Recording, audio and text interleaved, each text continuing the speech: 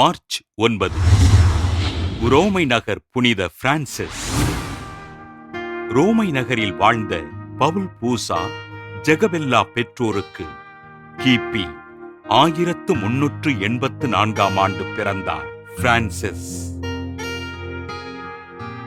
சிறுவயது முதல் இறைபக்தியில் வளர்ந்த பிரான்சிஸ் தன்னை இறைவனுக்கு அர்ப்பணித்து வாழ்வதற்கு விரும்ப பெற்றோரின் விருப்பப்படி தனது 12வது வயதில் திருமணம் செய்து கொண்டார்.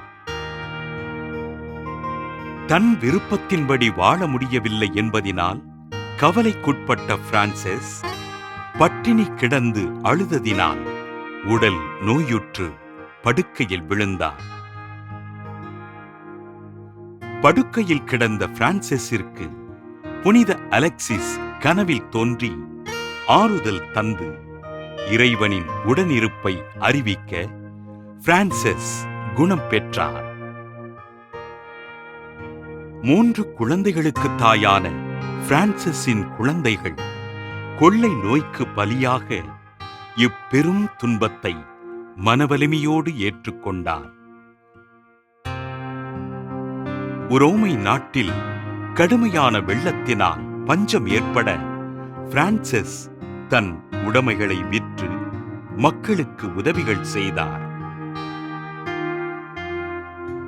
ஆதரவற்றோருக்கும் முதியவர்களுக்கும் ஆண்டவரின் பணிகளைச் செய்ய விரும்பிய பிரான்சிஸ் புதிய துறவற சபையினை தோற்றுவித்து இறைப்பணிகளைச் செய்தார்.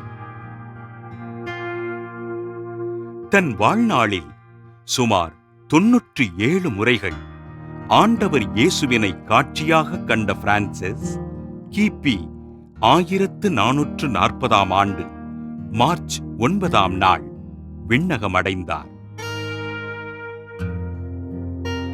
உரோமை நகரில் ஆதரவற்ற குழந்தைகளுக்கு முதலில் இல்லம் அமைத்து இறைப்பணிகளைச் செய்த பிரான்சிஸினை திருத்தந்தை 5ஆம் பவுல் கிபி 1608 மே 29 புனிதராக உயர்த்தி வாகன ஓட்டிகளுக்கு பாதுகாவலராக அறிவித்தார்.